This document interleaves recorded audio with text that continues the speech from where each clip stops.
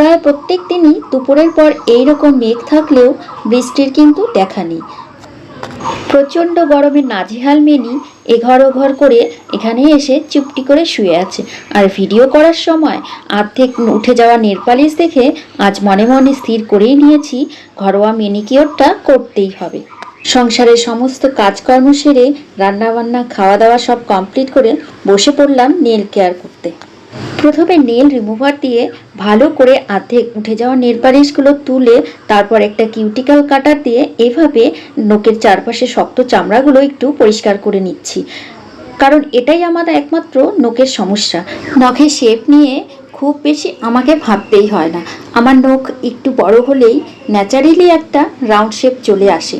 আর সংসারের সমস্ত কাজ করার পরও আমার নখ কিন্তু খুব একটা ভাঙেও না। এদিক থেকে আমাকে লাকি বলতে পারো।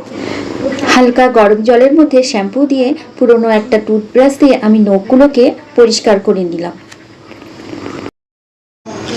সংসারের সমস্ত দায় দায়িত্ব পালন করার সাথে সাথে একটু সময় বের করে তোমরাও কিন্তু এভাবে নিজের খেয়াল রাখতেই পারো। সমস্ত কিছুর সাথে নিজেকে একটু সাজিয়ে গুছিয়ে রাখতে দোষ কোথায়। তোমাদের সাথে আর অনেক কিছু শেয়ার করবার আছে, গল্প হবে নতুন কোনো ভিডিওতে। তোমরা সবাই সুস্থ থেকো, ভালো থেকো। আজ তবে আসি, টাটা।